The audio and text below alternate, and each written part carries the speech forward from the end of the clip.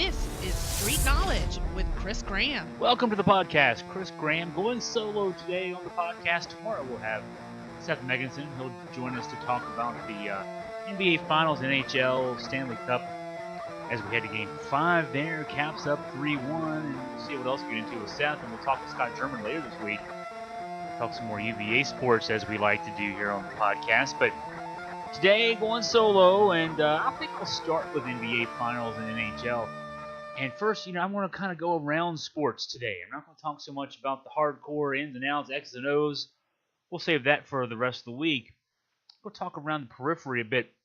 And I'm going to start with the NHL. Last night I was a little upset for an odd reason. This is first world problems to the nth degree. I've been watching the as much as I can anyway, the NBA playoffs, NHL playoffs. I've got a great upstairs elevated porch. Sitting outside is just wonderful this time of year. Technology allows us to do so much more than it used to do. So, my wife and I have rigged up our iPad to be able to, we've downloaded the apps for NBC Sports Network, for ESPN, for TNT back when the Western Conference Finals were on TNT. And we hooked it up to external speakers so we get great sound. And we're able to watch these games on good, cool nights outside. Our puppy dogs are out with us, enjoy, drink a brew or two, and enjoy kind of the best of all possible worlds there, right? Well, now last night, the NHL game was on NBC, not NBC Sports Network. Now, if you listen to the broadcast, the announcers are doing live reads during the game of various things. And one of the live reads that's a popular one is, well, download the NBC Sports app, and you can watch the game, stream the game on any multiple devices, etc., etc. Not true last night when the game was on ESPN, on NBC, the main NBC. Not able to get the game on the NBC Sports Network app, at least in my area, and I assume that's the case a good bit. I'm an Xfinity customer, so it seems like 2/3 of the known American world is Xfinity customers. Kind of have to be. It's the biggest cable company in the country, and so we were shut out. Had to watch the game inside. It was pitiful. Had to watch the game on the big screen. That's the other thing. I got to watch the game on a 60-inch screen as opposed to a small iPad. But if you're going to advertise it, that's the only quibble I got here. That's what I'm going to start with here. If you're going to advertise it and say you can watch the game and stream it on any of a number of devices, then make that the case. And if it's not the case, don't do the reads. I tweeted to this effect at NBC. No response. So. Obviously, again, a first world issue. Got to watch the game anyway, and Caps win 6-2. That's a hockey score for you. Led 4-0 going into the third period, and a couple goals made it close. The Vegas Black Knights were able to make the game close. Golden Knights, Black Knights, whatever, and made the game close. It felt a little tense. If you're a Caps fan. You're up 3-1 now, and you were up 2-1, up 4-0, and then it's 4-2 in the third period. You're still waiting for the hammer to drop, right? I mean, even now up 3-1, there's part of you that says, "Oh, I'd love them to come back home and win it in front of the home fans in Game 6." And Game 5's in Vegas Thursday night. You'd love to see them. You don't want to see them lose, but you wouldn't mind it if they got to play Game 6 at home and win it in front of the home fans. But then you're like, that happens, and they lose that one, then. We've seen 3-1 leads dissipate.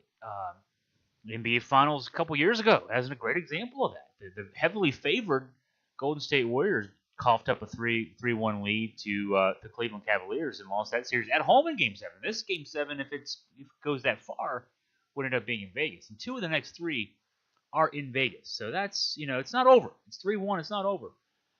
And we'll talk more about that with Seth Megginson tomorrow. I also wanted to talk about, it's 2-0 in the NBA Finals. And I love how this is as much critique of media today. It seems like as you go through the topics that you will hear me talk about today. Critique of media as much as anything else. So it's 2-0. Golden State has, in my mind, they've held serve. That's what they won the 2 home games. That's what you're supposed to do. That's why you have home court advantage. You win at home. They barely won Game 1, won in overtime. A couple things had to happen in the last 30 seconds to get to overtime, and then they dominated the overtime. So credit there. But, Cleveland led by 11 in the second quarter. It was tied at halftime after a Steph Curry 40-foot three-pointer.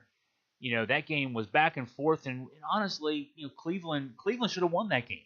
It should be 1-1 going into Cleveland for the next two, and no, it's 2-0, and so the world has come to an end. You ask the NBA analyst on the TV, you watch ESPN all day, it's over. It's been over for a couple days. As soon as basically the game was over on Sunday night, this series is over. It's not over. We did the same thing. Me not individually, but we the media did the same thing back during the Western Conference Finals. Golden State had a couple of blowout wins. I think they won Game 1 by 15 or so, and it was an easy win. Oh wow, they won at Houston, so they've stolen home court. They won at Houston by a big margin. This series is over. Well, then Houston wins Game 2. It's tied. Golden State blows out Houston in Game 3 by, I think that wasn't that the 40-point win or whatever it was, something like that. And it's definitely over now. It's 2-1, and they killed them. And then Houston took a 3-2 lead, and then led by double digits in both Game 6 and Game 7. We're too quick to just declare things over and done with. Why can't we just enjoy them? That's the thing. Why can't we do now?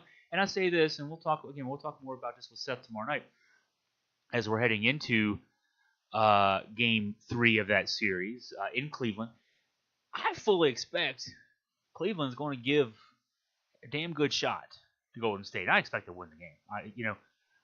I don't think Cleveland can win 4 of the next 5 to win this series. I don't think they can win more than one game. But Game 3, down 2-0 at home for the first time in Game 3, this is the trap game. They're going to go out, and they should have won Game 1. They had a great game plan in Game 1. Golden State made some nice adjustments in Game 2. They didn't do this every play, but they switched on pick and rolls enough to disrupt LeBron James. He had the double-digit assist, but in the third quarter, late third quarter into the fourth quarter, the guys that were making the shots that he was setting them up for stopped making the shots, and that was enough to give Golden State the advantage in that 19-point win.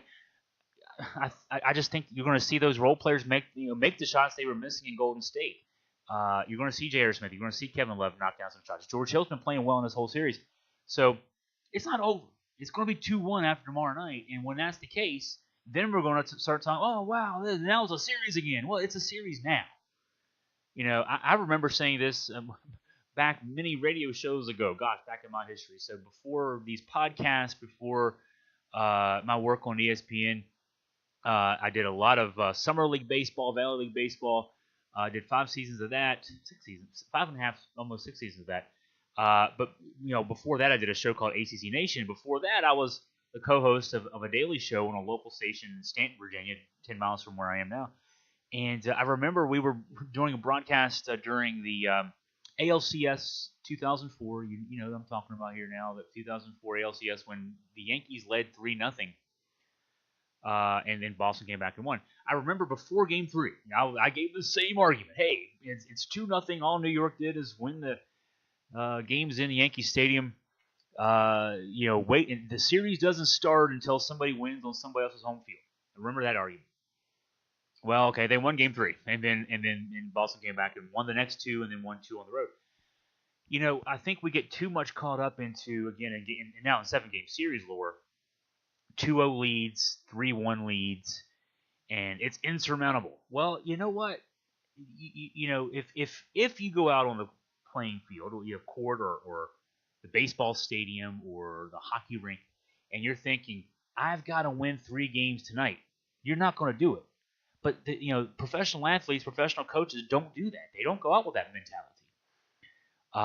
They know that the only game being played, and of course the team up too, they know that the game being played is the one that night, and so they're strategizing everything else to win each play, to win each quarter, to win each period, each inning, whatever they got to do, they're not thinking we're up 3-1, we're down 3-1, we're up 2-0, we're down 2-0.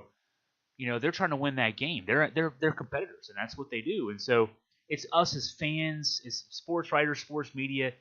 We're putting things in a rubric. The folks out there, they're just playing. And so that's why I will mention that Cleveland's got 3 home games. If this one goes 7, they got 3 home games in this series of the next 5.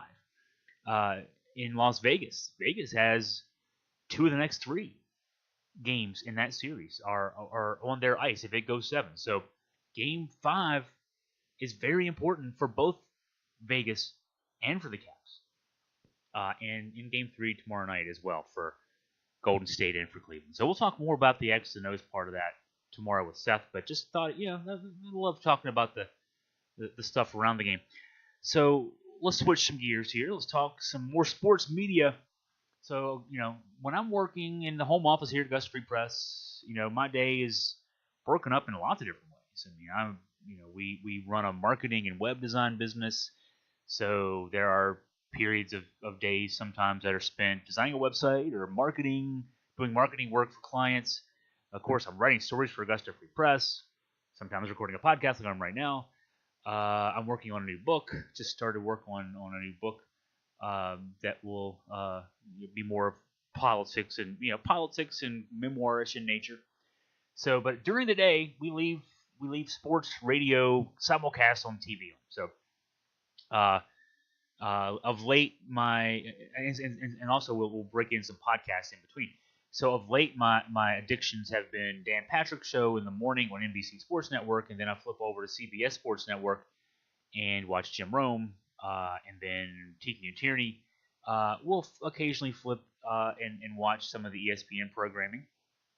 What I've noticed the last couple of days, you could not have not noticed this. If you're listening to a sports podcast, you certainly are aware that President Trump's fighting with the NFL again. This time it's over the Philadelphia Eagles and whether or not they wanted to come to the White House for their official White House ceremony greeting as Super Bowl champions. And the story is I've read a lot on this. The best I can piece this together.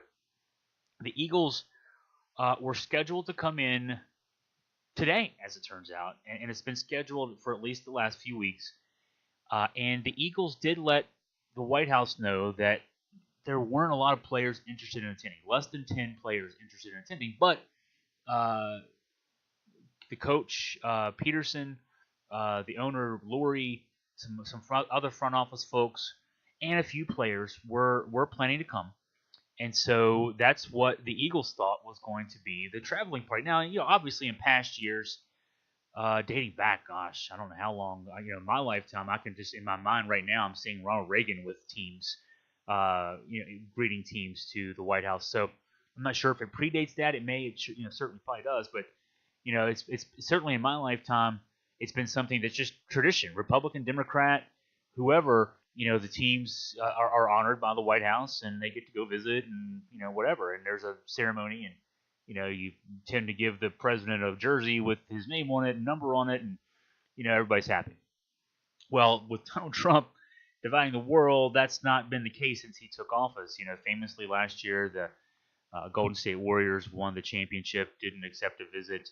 I guess even dating back 2016, when Cleveland won, they would have visited Obama, but I think LeBron James had made it clear that if Cleveland had won last year, of course, we're in the era of Cleveland versus Golden State in the finals every year, that he didn't have any interest in going to the White House, and his teammates would had his back in that respect. And so I think the NHL champions, the Penguins, actually did visit, but it's been questioned every time basically. I think Alabama football did go visit, but so you have teams who do go, teams who don't go. Clemson football, I think, visited too when they won the championship last year. So you have teams who go, teams who don't go, and there's always a question. I mean, it does become an issue in this hyper partisan era that we live in. If you go visit that guy who has said lots of things about lots of different people, the makeup of sports teams being multi-ethnic, as it is, do you go and visit? So the Eagles, from my reading of it, and reading multiple sources on this, made clear that not everyone on the team, not all 53 players on the roster, plus guys on injury reserve, plus all the assistant coaches, not everybody's going to be there. It wasn't going to be a traveling party of 80 some guys. It was going to be a smaller audience, but it was still going to be representatives of the Eagles there, again, including the coach Peterson, the owner Lurie, a few players. Um, White House said that's not acceptable. Strangely, now there's still going to be. I mean, on paper, there's still going to be a visit from the Philadelphia Eagles organization, including the coach and the owner and a few players. Not acceptable. Or was it not acceptable? It seems that actually maybe just the issue when you read the president's tweet on this, then you see the statement that was put out by the White House today. This was another gotcha moment from the president, a guy who's good at gotcha. He's been doing this since he was a shady real estate developer in New York in the 70s that nobody ever heard of. That's how he got his name, by leaking to the press, by playing the press like a fiddle. That's how he became president. Guy didn't spend hardly anything on his campaign. He marshaled his relative fame as a C-list celebrity from The Apprentice into scads of free airtime. Every time he stepped off a plane, there were cameras there live, bringing it to you on CNN and Fox and MSNBC like it was a big deal. And dude is president now. What I'm getting into here is, after setting all that up, is all the sports media on the various networks going on and on today. I hate talking about this story that President Trump is still having an issue with the NFL. The media heads talk about how they hate talking about this story. Okay, well here's a solution to that, and I would say the same thing, same criticism I would give to the CNNs and the MSNBCs. Well, Fox News, of course, lives for Trump. Famously today, running a picture during a broadcast about this incident, showing Philadelphia Eagles players kneeling, hinting that was guys protesting the flag during the anthem during this past season, when actually no Philadelphia players protested the anthem this past year. And in fact, the picture is shown where players kneeling in prayer before the anthem. So fake news, Fox News, same thing, right? But everyone else in the media, the CNNs, MSNBCs, ESPNs, your local radio hosts, they tell you they hate talking about Trump. But they're talking about Trump. There's a solution to this. If the guy tweets something weird in the morning, okay, he's president. We should worry about his mental state.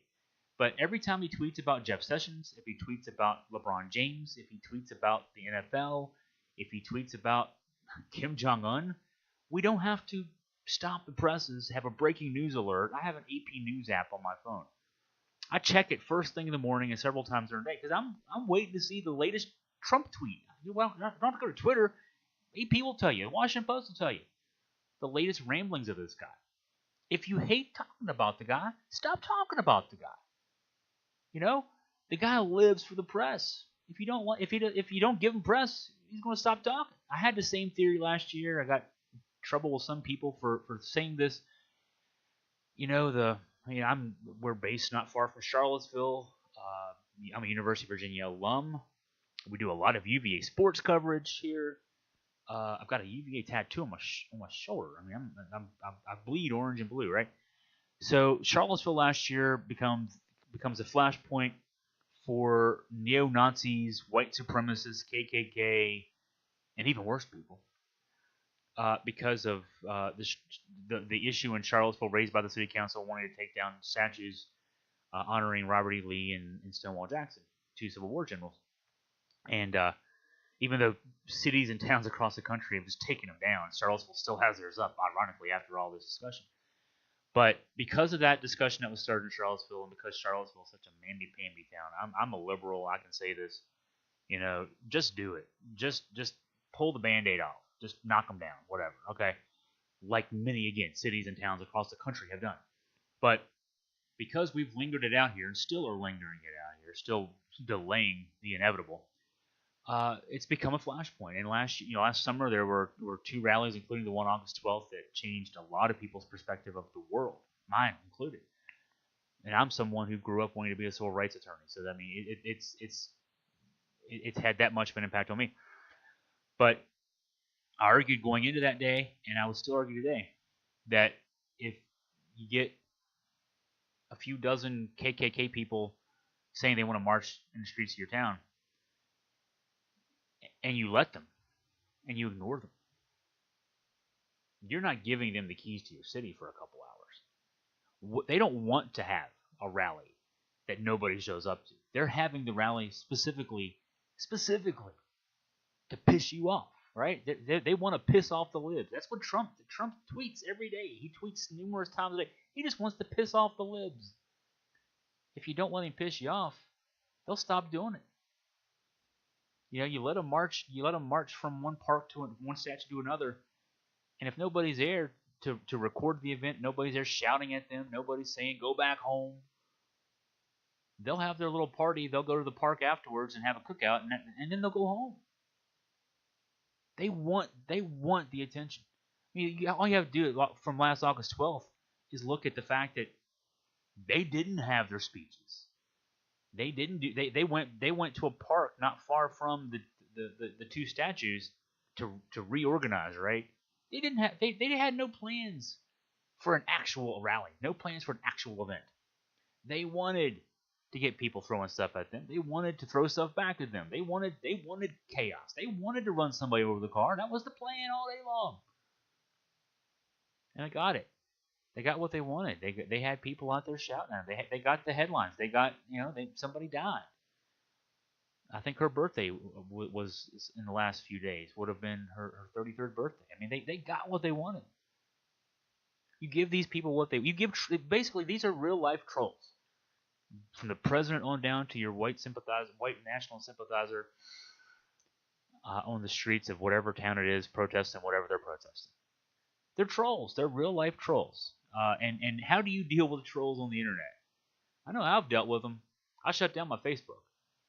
I've got rid of all my friends. I've got just a few people, actual friends and family, 30 people, and I don't even look at Facebook. I use it professionally. I'm a social media manager for several companies. Personally, I don't use it. And I'm on Twitter, and I usually use it mainly to promote Augusta Free Press, to communicate with readers, but I don't take it personally. Say what you got to say, right? Because when people want to troll you, there was a troll that bothered me a few weeks ago. It was going on, and actually, his target was Tim Kaine, and I can't even remember exactly what it was about.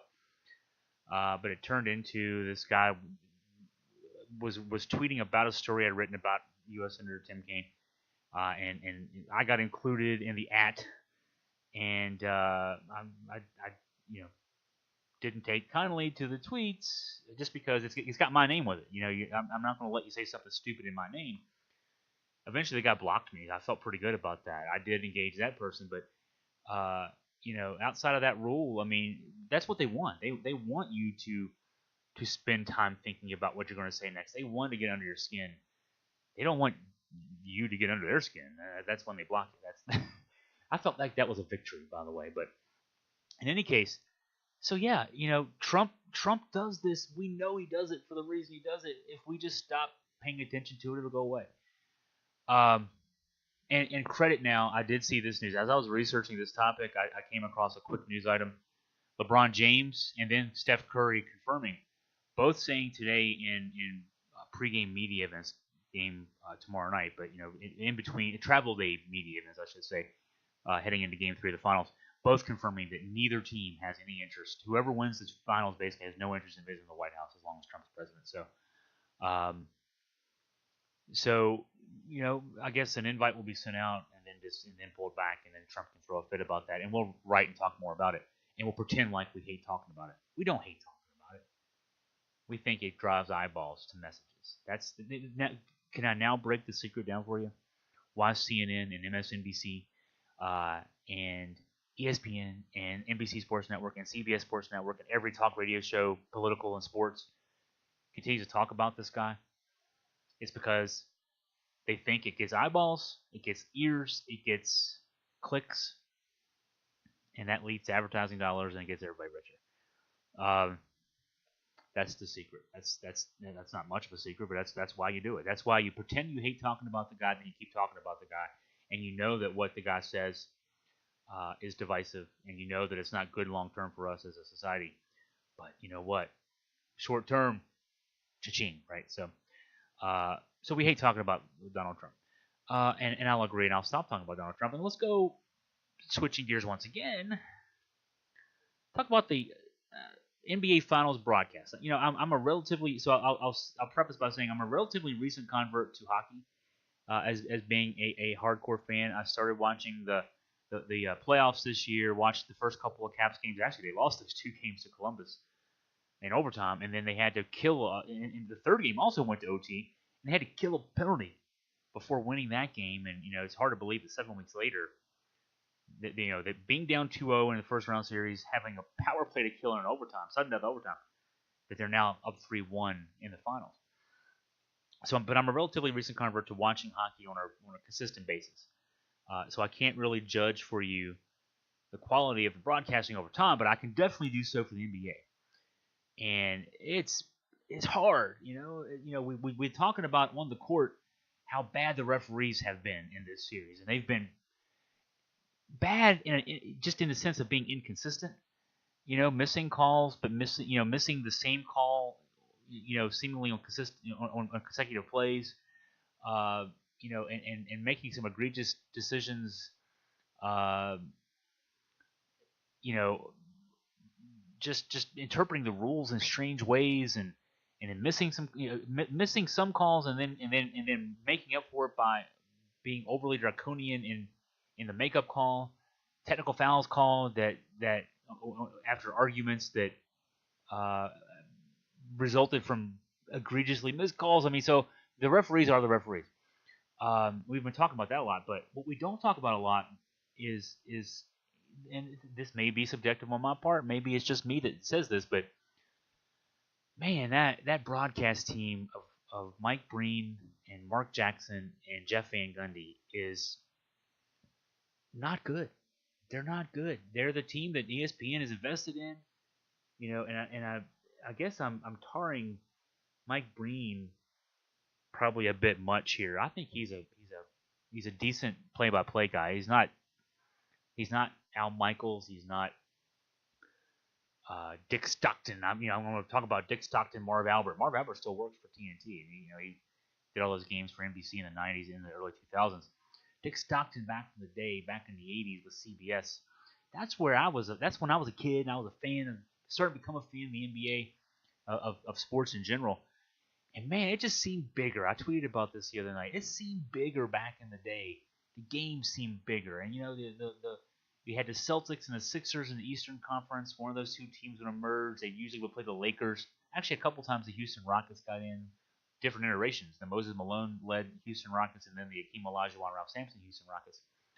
But largely, it was those 4 teams, and it just felt bigger. It felt like an event. When those games came on, they just seemed like they were so huge. And even in the 90s, when you had Marv Albert and his various partners, Mike Fratello is the one you remember the most, the czar of the telestrator, as Marv called him. Matt Gukas was a pretty solid color commentator as well, alongside Albert. And then Stockton had Tommy Heinsohn. I mean, Heinsohn and that thick Boston accent. You had Billy Cunningham, the former 76er. He was a cohort as well. Man, those teams made it feel like an event. It's kind of like how we miss the old days of Monday Night Football. We still have Monday Night Football on TV. But it's not been the same, and it's not even fair to point out why it's not the same, because back in the 70s and into the 80s, when you had Howard Cosell and Dandy Don Meredith and Frank Gifford, it was a traveling circus. Because it was the national game, and you only had 3 channels on most of your TV. Most people on TV. Cable was still new into the late 80s for a lot of people. The broadcast networks back then, you had ABC, CBS, NBC, and ABC on Monday night at 9 o'clock was broadcasting football. And prime time, the only prime time game of the week. And, it was they were rock stars. When your team was on Monday Night Football, that was a huge event. And they always seemed to have these great games lined up. They did Howard Cosell, just the whole shtick that he brought to sports. Now it's another game on another night. I mean, there's Thursday night games. There's all these games on Sunday. Then there's a Sunday night game. Then there's a Monday night game. And it's just it's not as big. And the NBA is the same thing. I mean, I guess it's probably because we get to see so much sports on TV now, as opposed to what we were able to see back in the 80s, even in the 90s. wall-to-wall sports now versus what back then was a little more limited exposure. But so now specific to these guys, I mean, you know, it just doesn't. They don't make me feel that I'm watching something terribly special. It just feels like another game with these guys. And maybe it's because they do so many games. That particular crew does so many games all season long, and you hear them all season long. Maybe there's a familiarity factor that takes away from it being special, but then also just the fact that from a mechanics standpoint. Now, Van Gundy, I actually like Van Gundy. He hates everything, but I like that about him. He's to me, he's a classic color commentator in that, too many color guys. This is a criticism that's impacted me personally. Me as a struggling up and coming broadcaster, pinky toe in the door of the ESPN family on ESPN3, college baseball, college football, doing Southern Conference games. So I'm like, it's probably the nail on the pinky toe that's in the door of the broadcast world. But I'm a good play-by-play guy. I think I'm a better color guy, but I'm told that it's hard to get to go too far up the ladder as a color guy because I'm not a former player. To me, of too many former players. Now, obviously being a former player or former coach can help because you can talk about what goes on in huddles, what goes on in a locker room, what goes on in a clubhouse in a way that I can't because I don't have that experience. So that's insight, and of course the insight of playing the games and that kind of thing. Where that gets canceled out though is that by and large, too many former players, too many former coaches are afraid to say anything, to offend their fellow former players, their fellow former coaches. They still feel like that's their brotherhood. They're not in the media. They're not there to offer criticism. So even though they could probably offer great criticism, too many of these guys stay back from that. That's Mark Jackson. But Jeff Van Gundy, man, that guy, he lets loose. Maybe it's because he didn't play in the NBA. He played Division III basketball, right? He worked his way into NBA coaching as an assistant. Eventually took over the Knicks and the Rockets and did well. But he's not a former NBA player. He was a D3 player. So maybe he feels like an outsider enough, like an outsider, that he can say what he thinks. But and so he hates everything, and I like that.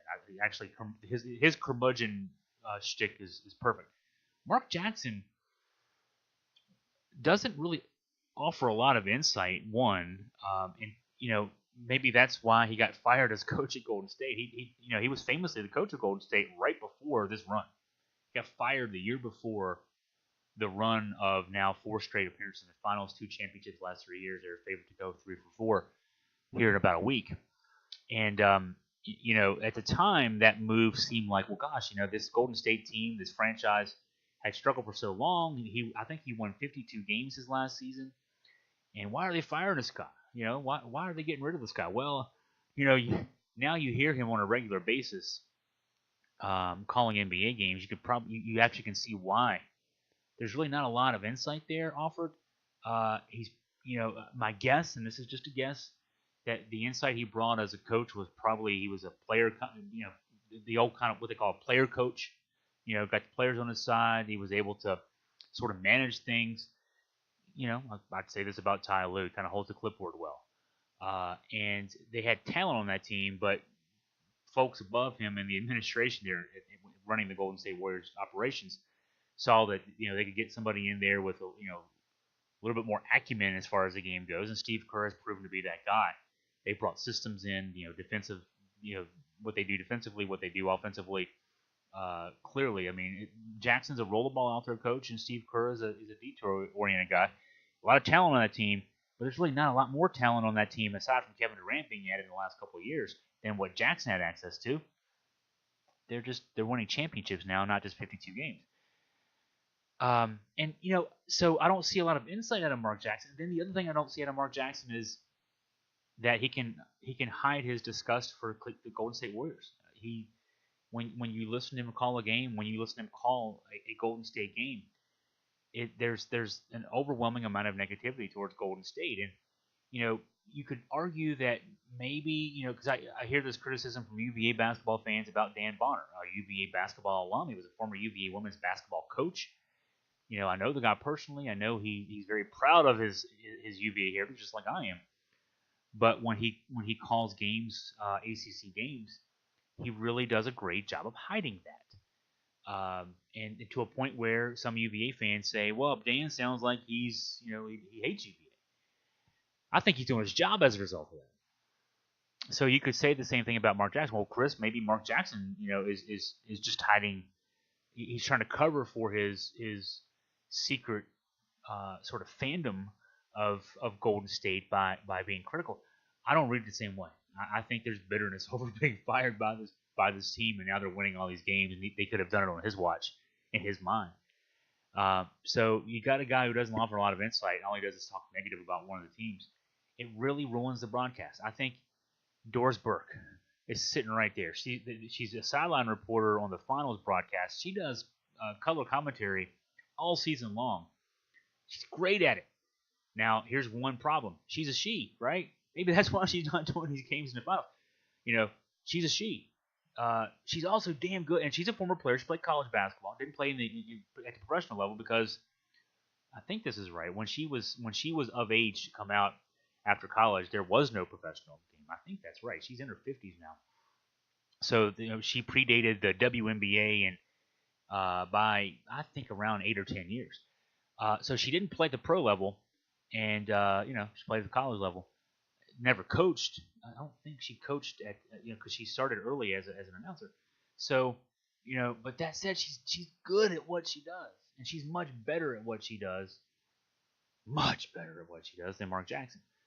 I'd love to see that be the team next year. I mean, if I don't know if it brings it up to the level of Dick Stockton, Tommy Heinsohn, Billy Cunningham, but I'd love to see Breen and Van Gundy and then Doris Burke, because you just let Van Gundy hate everything, and then Doris Burke can actually tell you what the hell's going on in the game, because she does that better than anybody calling NBA games right now. She calls the X's and O's of the game. She analyzes the game better than anybody out there, and she's stuck sitting out there asking questions between quarters of coaches who don't want to talk to her. That's a shame. They should have her. Well, I've made the point. They should have her calling games alongside the other two. Mark Jackson, though, we're saddled with. So, let's get into one other topic here, and then we'll wrap up the podcast. Kyler Murray. Now, this is I'm not critiquing media here at all. I'm now talking about Kyler Murray. You may have heard the name. If you're not an Oklahoma football fan, you probably hadn't heard the name until the last couple of days. But he is assumed to be the next starting quarterback after Baker Mayfield Heisman Trophy season and being the top draft pick. Kyler Murray is expected to be the starting quarterback. In fact, he left the spring as a starting quarterback for Oklahoma. And he's also a very highly regarded baseball player. And the Oakland A's just took him with the 9th pick in the first round of the draft last night, despite Murray making it clear that he intends to play at least this season in college football, maybe to finish out his career. He transferred, I think he was at Texas Tech. He started that and then transferred to Oklahoma, had to sit out a year. He held the clipboard for Mayfield. 20 years old, and 5-star recruit coming out of high school, won state championships, etc. But he's a center fielder. Now, he played 51 games for Oklahoma this season. 10 home runs, 10 stolen bases, 296 batting average, 398 on base, 556 slugging. So good numbers. You say, so that's 9th pick. He did all this also while participating in spring football practice. I think that's 15 sessions over the course of 29 days. So, he played 51 games. He went through the entire spring as a starting quarterback. And that's not just going out there, running some shuttle drills, throwing the ball through a tire. I mean, that's, your job as a starting, especially a new starting quarterback coming in to a place like Oklahoma. Your job is they're installing the offense in the spring. The offense you're going to run in the fall, they're installing in the spring. When I say installing, you got a 700-page playbook with all these permutations of plays, the route trees for the receivers. And Oklahoma runs a spread offense, so the quarterback makes a lot of decisions on the fly, on the field, looking at looking at the coverages, looking at making pre-snap reads, looking over the sidelines for advice right before the snap, and making decisions split second.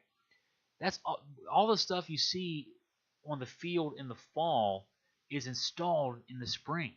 They're learning all this in 15 practices plus all the study sessions they do in the spring, the access to the coaches, because after spring's over, as far as football coaches are concerned, the only access you have is to your conditioning coach.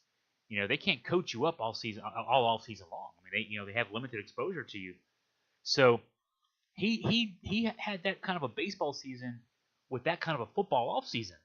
Where he's learning a new job and put those numbers up. Then he makes clear again to the major league teams, I don't want to, I'm not going to play baseball.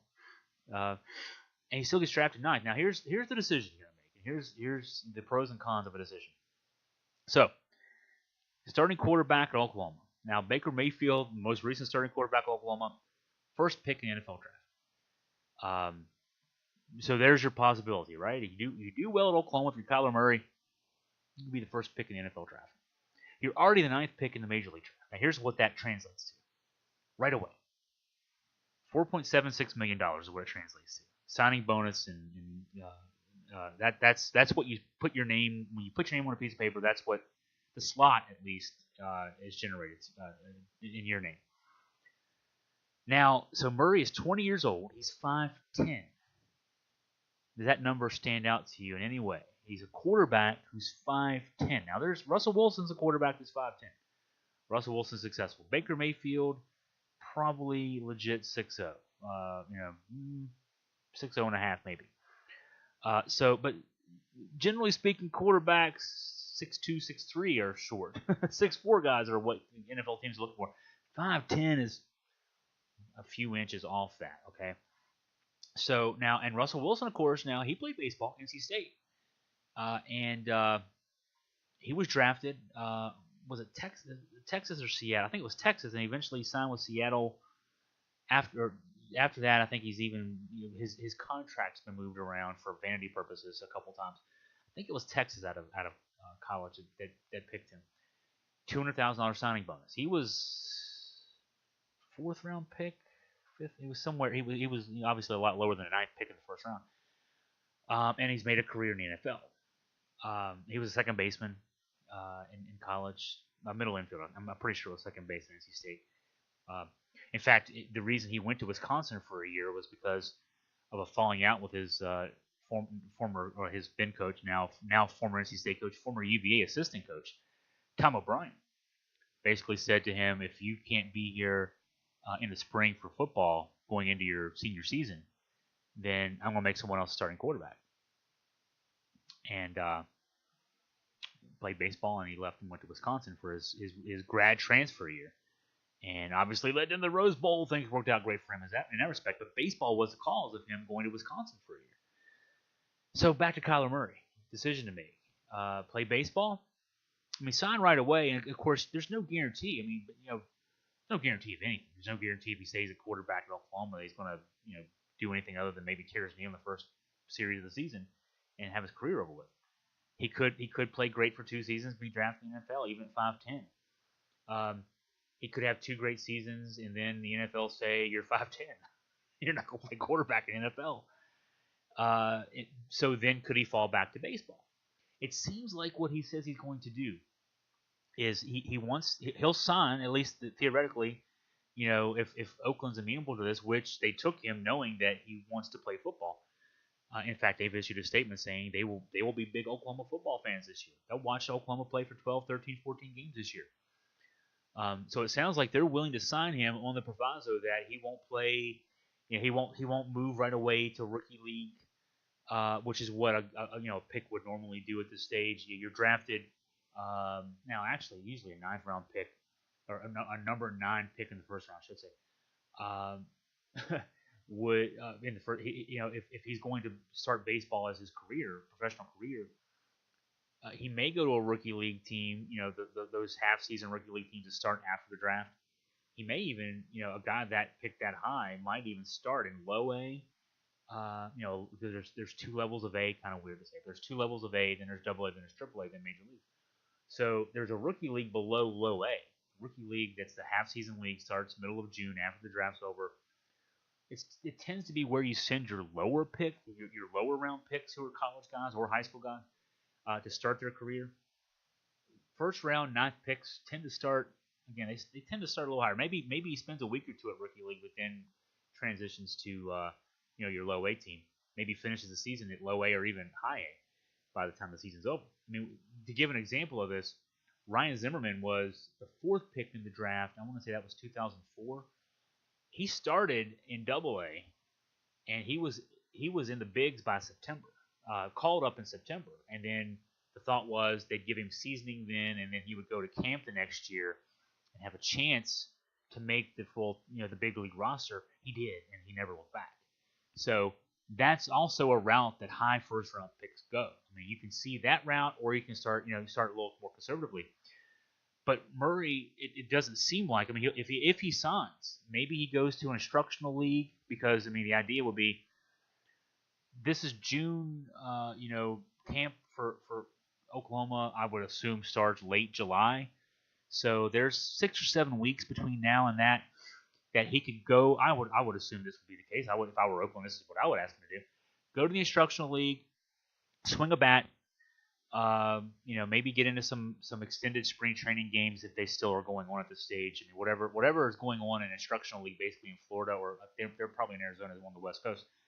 Whatever Cactus League kind of things they have going on at their minor league complex, get involved there.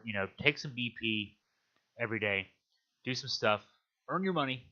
Advantage to Oklahoma could be that they don't have to give him a scholarship now. He can be technically a walk-on because they could he could be working in the contract that A's pay for the rest of his college education, and then he goes back to Oklahoma in late July, prepares for the season, plays the season, and then makes a decision after January. Presumably, Oklahoma is a team that competes for college football playoff berths every year.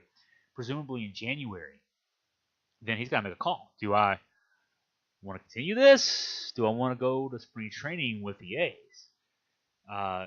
So he'll have that choice to make. So okay, I say all that. That's what's laid out in front of him. I mean, he could certainly sign today and just start his career, but it seems like he wants to play at least this 1 year of football.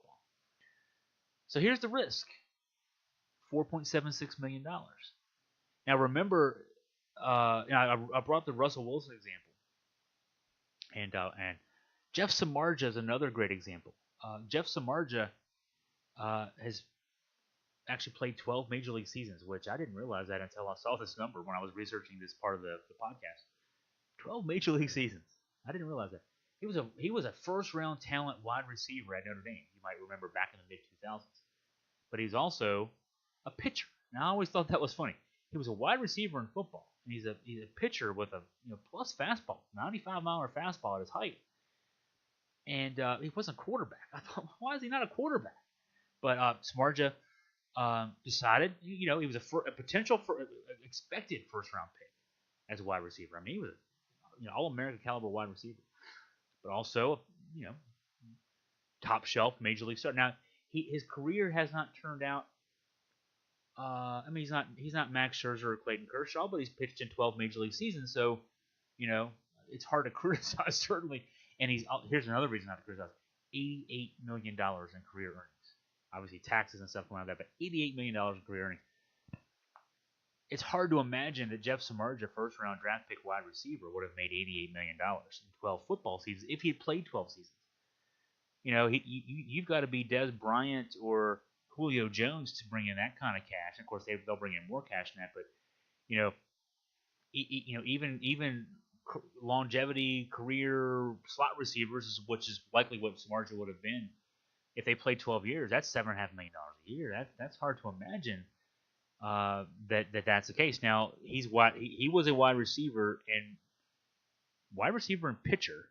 Murray is a quarterback and center fielder. So yeah, quarterback. Why didn't he get a pitcher? So quarterback obviously is a position that's different than wide receiver, and in terms of NFL economics, top quarterbacks, yes, they bring in money. Top quarterbacks,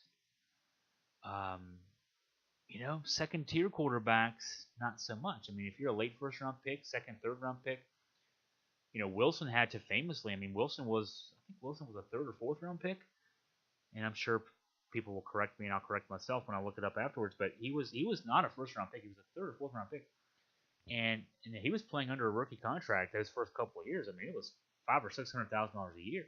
He didn't start making serious bank until after he won a Super Bowl. So, the dice you roll there is if you're Murray. I mean, one, yes, football, obviously, you can get injured in any sport. And, Nats fans, Adam Eaton will tell you center fielders get hurt too. But you're much more likely in a sport where guys are barreling into you every play, especially when you're the quarterback, that you're the target of opposing defenses for every single play. You're more likely to get, and you're running a spread offense, which means you are running the ball theoretically 8 to 10 times a game, in addition to dropping back to pass 50 or 60 times a game. You're doing so for free. If you don't sign, or if Oakland says, okay, you're going to play football, so we're going to sign you. Your slot says $4.76 million, but we're going to negotiate a bit because you're not coming right away, and you could get hurt. So you could be giving away that money, and then also, the other part of this is the NFLPA as a union is pretty strong, but it's not strong enough that it's won the right for guaranteed contracts for its players. Whenever you hear a number in the NFL, this guy signed for 5 years, $30 million. That number, the years and the dollars mean nothing. The only part that's guaranteed is the signing bonus, and even that can be clawed back in certain circumstances. Has been clawed back. Barry Sanders, a famous example of that. But the signing bonus and the salary they actually make for as long as they're actually playing. NFL economics are such that a lot of those dollars are thrown to the back end of deals for salary cap purposes. The hard salary cap in NFL being what it is, and players sometimes see that money. Often they don't see that money. Often, if they're valuable towards the end of the contract, 5 years, $30 million, they'll just the team and the player will just rip that contract up or renegotiate an extension that gives more bonus money, more salary for that first year. Again, football being what it is, that money tends to come up front. Whereas in baseball, you sign a deal. If you sign a 5-year, $30 million contract, and you get hurt in spring training 5 minutes in, over the next 5 years, you're getting $30 million. Unless you and the team agree to spread those payments out over a longer period of time. That's the only unless. So guaranteed money versus non-guaranteed money. In this case, $4.76 million. I'm an advocate, and I say this a lot. You probably heard Scott. If you're listening to this podcast regularly, you've heard Scott German and I talk about this in reference to UVA sports. The best football player I've ever seen play in person on a consistent basis. Now, I've covered UVA football for 25 years, and the last 10 or 11 have not been good. But the first 15 or so were really, really good years.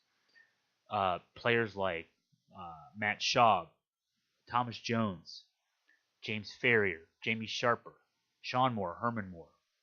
And I'm leaving lots of guys out. Patrick Kearney played in the NFL for a long time. Patrick Jeffers played in the NFL for a long time. Guy showed up as a walk-on and played in the NFL for 10 or 11 years as a slot receiver. Jermaine Crowell. God, I'm going to leave a lot of names out when I start naming all these names. But and the best one I saw was Anthony Poindexter. Poindexter was, at the end of his junior season, he was a second-team All-American at safety. And if he'd left school, he would have put his name on a piece of paper. He would have been a top 10 pick in the first round of the draft. He would have put his name on a piece of paper for $20 million. He comes back, does the admirable thing. I want to get my degree, and I'll still be there next year. 8th game of his senior season, Virginia on its way to a really good season. And he got turned around trying to make a tackle downfield, a running back coming at him. He got his foot caught under him on the turf at Scott Stadium. The running back collided with him as his foot got caught in the turf. I can still see the play in my head. I'm watching it in my mind. I'm watching it in slow motion 100 times. Knee buckled. He got run into all at the same time. Most gruesome thing I've ever seen to the best football player I've ever seen. Now, he had taken out a Lloyd's of London insurance policy before that season as a potential top pick who decided to come back to college. And so that policy would pay out if he never got to play in the NFL. You hear a lot of top athletes. In fact, I'd be surprised if Kyler Murray doesn't take one of these out. A lot of top athletes do that in the event of catastrophic injury that can, end their playing career prematurely. So Poindexter took one of those out, and I want to say it was $1 million policy. It might have been more than that, maybe a little less, but I want to say it was $1 million policy. And so, gruesome injury at the end of the season. And he ends up getting drafted. It was a terrible injury. He ends up getting drafted, I want to say 7th round by the Baltimore Ravens. And he spent his first entire season on injury reserve. I think that's the year Baltimore won the Super Bowl. That year that the defense was so solid. The 5-4 start. They won 7 straight at the end of the regular season, won their 3 playoff games, beat the Giants in the Super Bowl by a big margin.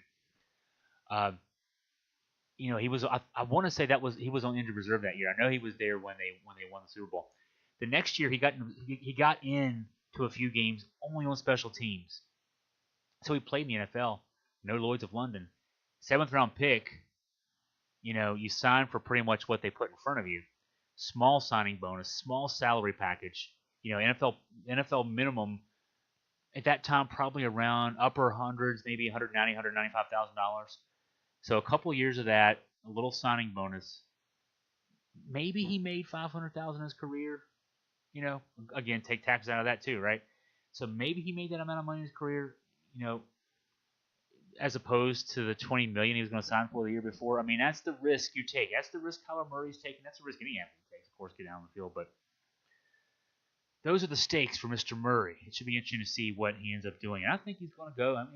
He's determined to be the quarterback at Oklahoma. And then he's also determined, it sounds like, to sign with Oakland and play this year out at Oklahoma and see where things go. I'm rooting for the kid. If I'm whispering in his ear, I'm telling him to play baseball. But it's hard if you're the quarterback at Oklahoma. That's one of the more prestigious things in sports that you can imagine. And then you're the 9th pick in the first round of the draft, Oakland A's. So you got a lot to weigh there. But that's breaking down that situation for you. So okay, so we talked some Kyler Murray, we talked some NBA Finals announcing, we talked Trump. Didn't mean to do that. Sorry for that. And so tomorrow, we'll talk Seth Megginson. We'll talk some NBA Finals. We'll talk some NHL. See what else we get into. Thursday, I'm going to try to get Scott German on the phone. We'll see if we can scrounge up some UVA stuff to talk about. Actually, there's plenty to talk about there. All the preseason top 25s in basketball. That's enough hot stove stuff to talk about as far as basketball is concerned. The easy football schedule ranked. I saw one ranking had UVA's football schedule ranked the easiest last in the ACC. How can that maybe feed into some tempered expectations for another 6-6 season, perhaps, right? Also, a couple of guys drafted in the first round or so of the draft last night.